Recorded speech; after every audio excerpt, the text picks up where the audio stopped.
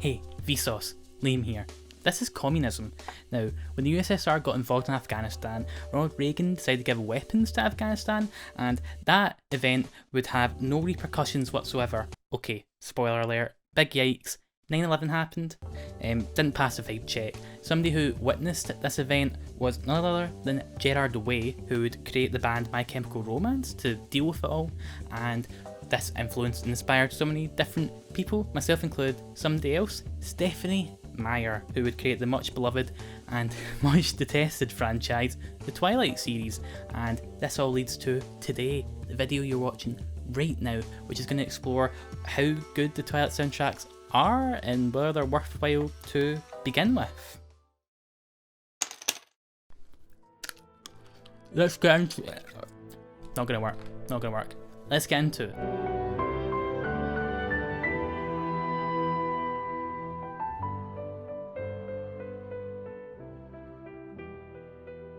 Here it is, where it all began. No matter what you think of Twilight, be it the films, books, or music, if there's one thing we can all agree on, is that Stephenie Meyer and co knew their audience. Case in point, the original film soundtrack constructed with the late noughties in mind, so much so that Hot Topic themselves hosted exclusive listening parties upon its launch. It really is the perfect union between emos and bookworms, and out of all the soundtracks that we'll talk about today, it is probably my favourite. Granted, I was born in the mid-90s, so this is quite tailor-made, or as I'll put it, Liam-made.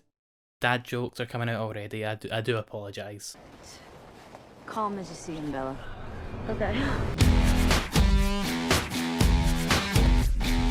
I feel there must be some unwritten rule that I can't bring up Twilight in any context without mentioning the supermassive black hole baseball scene. While there are beloved movie moments that get too much love, if I were Don Corleone I would simply choose not to die, but that's just me.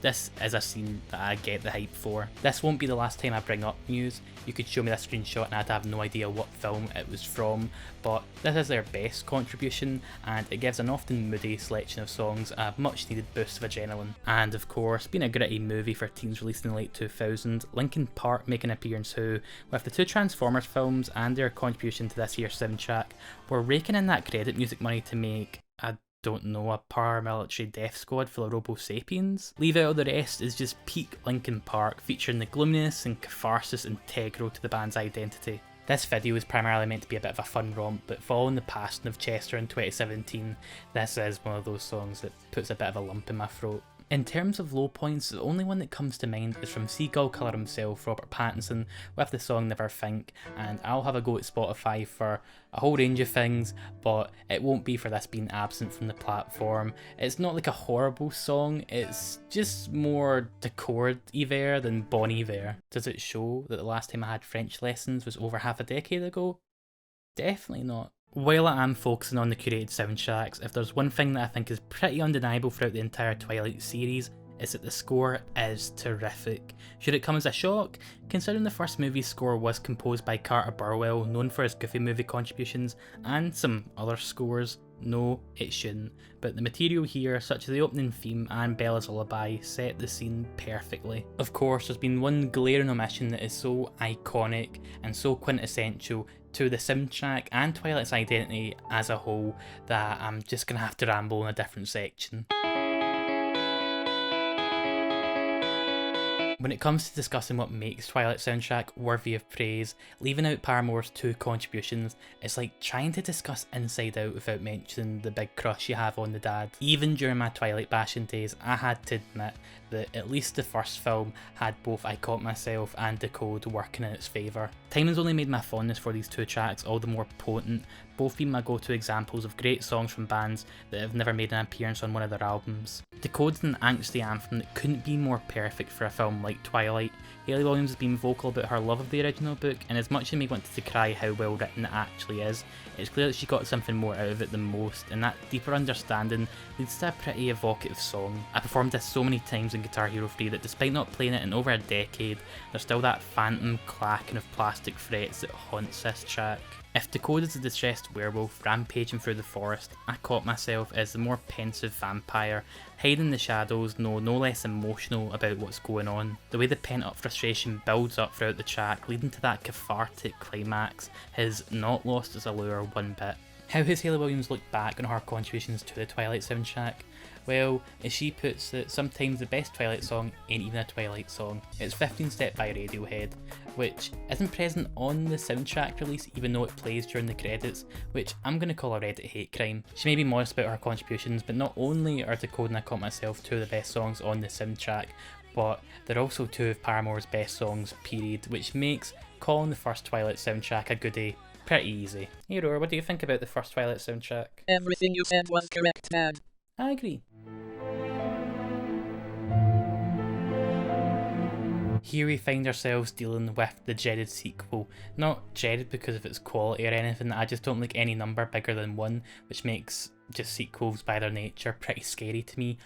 But is New Moon just as good as its older sibling, or will this prove that it was just a bit of a fluke? As it stands, we're batting 2 for 2, as the New Moon soundtrack is pretty bloody good. Death Cab for Cutie keep the moody alt-rock blood pumping through the series' veins with Meet Me on the Equinox. Note to self, tone down the vampire and blood jokes in the edit. Not only does it continue that tone, but it also keeps up the series' strong record of incredible credit songs. I don't think I have ever or will ever reach a point where I grow tired of Ben Gibbard's voice, and his penmanship at this time wasn't lacking either. Sure, it's usually enough just for your contribution to a soundtrack to sound good, but touching on the themes of balance and inevitable hurt with descriptions of astronomical events is one to be applauded. And if you think Death Cab for Cutie being on this soundtrack would be a critic's wet dream, just wait until we get to fan favourite Rosalind, which features everyone's favourite solo act Bon Iver, and that one person everyone keeps calling their mum, St. Vincent. It would be easy to keep the jokes coming saying it resulted in a pitchfork office party, but I'd hate to take away from the hard-hitting nature of this track. It does more to convey the depression of protagonist Bella more than the film's writing and acting, using some genuinely impactful visuals to paint a picture of suicide and hopelessness. The spare instrumentation means you're left with no choice but to focus on the despair in question. Yet another career highlight comes from the Twilight soundtracks. As I said before, Radiohead didn't officially make an appearance on the film's first soundtrack, even though I was playing the drums to 15 Step on my belly, but that has been amended on New Moon. Frontman Thom Yorke offers a fantastic solo contribution in the form of Hearing Damage, and honestly, I think he would have felt pretty honoured to score the tension as a werewolf chases a vampire through a forest. Suspiria, eat your heart out. Oh, yous are here. Again! I'm sure my relationship with their music won't become increasingly more frustrated as the series goes on.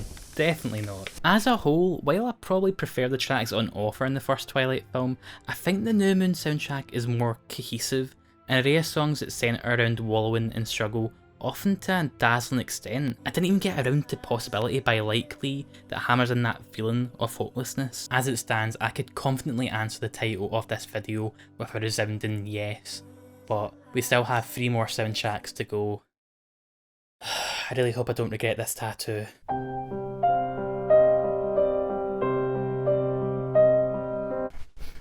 Alright, okay. The Eclipse soundtrack isn't as bad as it may seem. There are definitely some goodies on here that were attempts to sway young, innocent, naive, NME obsessed Liam. The best of the lot is easily Florence the Machine with the track Heavy in Your Arms, which has all the bombast and passion you could possibly want or need. Another song I dig a lot that is limited to only being included in deluxe and special editions is Bombay Bicycle Club with the beautiful, ethereal How Can You Swallow So Much Sleep. It may be sparingly used in the film itself, literally it's in the movie for 10 seconds during a cafeteria scene that you probably wouldn't recognise unless you're already familiar with it, but considering just how obsessed I was with NME and indie culture in the early 2010s, had I saw Eclipse in theatres and heard this, Florence and Vampire Weekend, I'd probably have to be escorted away by staff. What else? It wouldn't be a 2010 piece of media if the Black Keys weren't included, and Chop and Change is a pretty fine inclusion.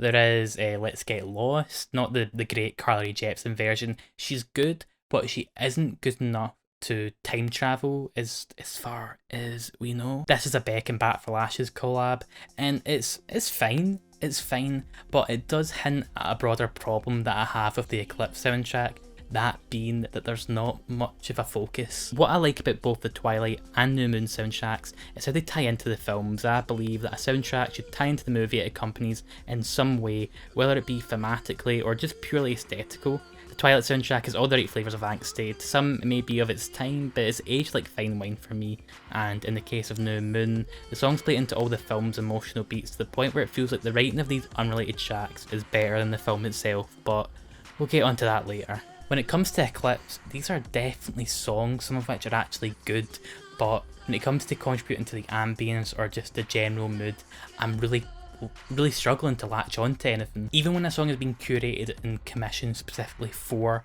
this film, it ends up being more of a damp squib than the extraordinary explosion that it should be.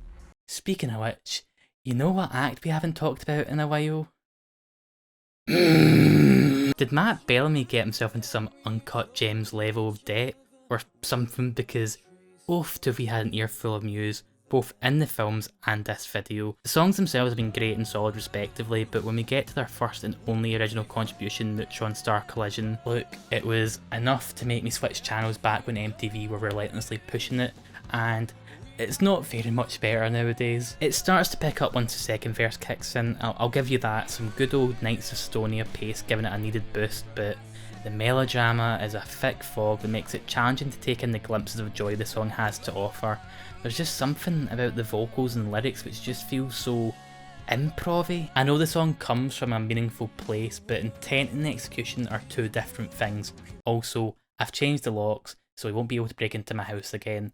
I hope. Unlike everything else in the world, it isn't all Muse's fault when it comes down to the Eclipse soundtrack being a bit Some weird decisions like a really out of place Yellow Green track that doesn't feel like a natural fit at all, and the fact Metric was given a spot in the soundtrack yet went a more flaccid direction, all contributed to being a bit of a disappointment. After the scorching hot run we had with the first two soundtracks, Eclipse brings it all to a bit of a halt. Who would have guessed that the weakest film would in turn bring the weakest soundtrack? Oh, you did. Well, of course you did. Noah also you are. Well, did you see this coming? Yeah, I've compiled the two Breaking Dawn soundtracks into one segment. Didn't see that coming. Absolute state of you. Anyway, it's time to assess whether or not the Eclipse soundtrack was just a bit of a stumble or if it was the start of just a full-on tumble. Things look pretty promising when it comes to Breaking Dawn Part 1. Fittingly enough, a movie that features both a wedding and a birth incorporates some saccharine tracks from the likes of Bruno Mars and Christina Perri. I won't lie, going into this I did expect to hate It Will Rain in 1,000 Years, but my teenage self is going to be absolutely affronted that I do like both these songs, though I'm not going to be judged by somebody that wore this Joker t-shirt with those chinos. I'm just not. Starting with Bruno Mars, I think my tolerance solely comes down to the anthemic soul and heart to it all. It's still held back by the heavy-handed nature that bogged down most of his early material, but compared to Just The Way You Are and Grenade, It Will Rain is a breath of fresh air, though I will say, I wasn't aware teens were slowing down and reverbing this track for their sad anime videos, and I kinda wish that was still the case. And now onto the song I was sure would make this an excruciating ordeal, 1,000 Years by Christina Perri. Is it a somewhat pandering wedding fodder song that often waltzes over the line of being too sweet into overly sentimental territory? Unequivocally yes. Is it a pretty airy song with a lovely vocal performance that is intimate without being suffocating? Also yes. Both of these things can be true, and the duet version that plays over the credits for Breaking Dawn Part 2, I'm not gonna lie, it kinda got to me, and I'm pretty relieved to see that a lot of you agreed, or like at least the majority of you agreed, that the original song is quite good, even if some of you thought I was talking about 1,000 Miles. Funnily enough, 1,000 Years isn't the song that plays at the wedding, it's actually Turning Page by Sleeping at Last, and sure, it is part of that bombardment of like really fragile indie folk songs that were all about the place at the start of the 2010s and the late noughties, but it's perfectly fine, and honestly, if I was to describe the two Breaking Dawn soundtracks, I think perfectly fine would be the word I'd use. Included in the highlights I've mentioned is the Iron Wine song that's featured on here. It is a delicate wee performance that contributes to the focus of Part 1's original soundtrack, and in Part 2's neck of the woods, Mummy St. Vincent, I never want to say that combo of words ever again, contributed the antidote, which is fittingly an antidote to the Part 2 soundtrack being pretty Much like the best original contributions, it instills the series' angst with some profound and impactful interpretations of the story. Plus, I'm going to pay obscene amounts of money to hear St. Vincent's peculiar howls over a gnarly guitar any day. I'd say the soundtracks for Part 1 and 2 are, much like the movies themselves, an improvement over Eclipse. But are they without fault? No. No, they are not, and even on my kindest day, I would say it is just average. So I think the need for a Green Day ballad in 2012 was as strong as it is in 2021, non-existent.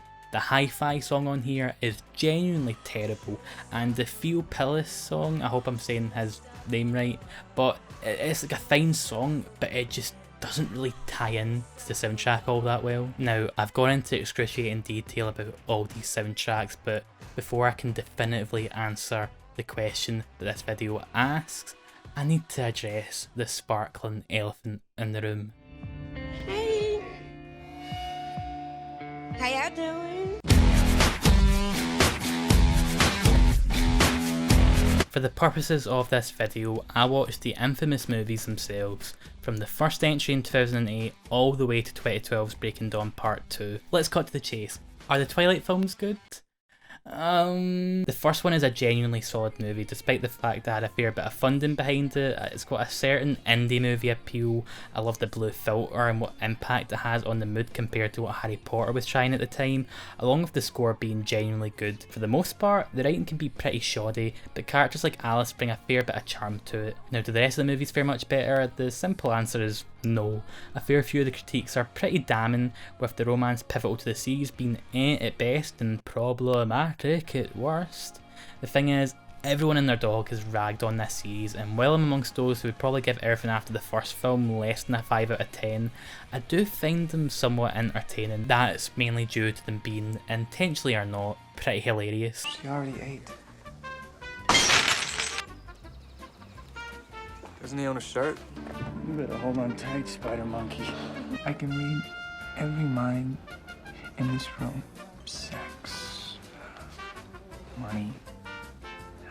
Sex. Cat. From the beginning, it was Nessie who wanted me there. Nessie? You nicknamed my daughter after the Loch Ness Monster? Truth be told, there are parts of these films I genuinely do like. New Moon is a bit too melodramatic to a detriment, but the time skip depression scene I find to be pretty great, and also the Volturi, campy as hell, but I'm totally engaged when they're on screen, especially if it's Michael Sheen. I quite like some of the flashbacks, most of all Rosalie's in the clips. The final minutes of Breaking Dawn Part 1 genuinely veers on body horror at points, which for a teen film was cool to see, if a bit of a total shock. And of course, what they do with the source material in Breaking Dawn 2 is pretty creative. If I had a time machine, I would go to a screening on opening night to see those reactions. It may all be a dream sequence, which is a bit of a letdown, but god, is it some gory, gratifying fun. Look, you clicked on this video to hear about the soundtracks. I won't go on about the films for much longer, but both Sarah Z and Lindsay Ellis have made some great videos that go into detail about the vitriol towards the franchise, and that even though some of it isn't unwarranted, that the sheer toxicity that was just levied at fans was just ridiculous, and it had a fair bit to do with the fact that this was a franchise geared towards teenage girls. I don't have to tell you how silly that is, and I also don't have to tell you how ridiculous it seems to still happen, granted with different things, but we as a society don't really let teenage girls just enjoy things, which we really should. They're not masterpieces or even all that great, but much like the Fast and Furious films, which are just dumb fun geared towards guys, the Twilight franchise was similarly like a mindless fun franchise just geared towards a different demographic. I spent a lot of my teen years and wasted a lot of my time just dunking on the franchise and its fans, but even me, the cynic that I was, watching these films nowadays, I was quite moved by the closing to Part 2. Granted, could have been the carbonara I had the night before, but I think it's just a franchise that knows what it is and has fun with it, and yeah, it wasn't torturous watching it. Dare I say, it was pretty fun. But I won't keep you waiting any longer. Let's answer the question.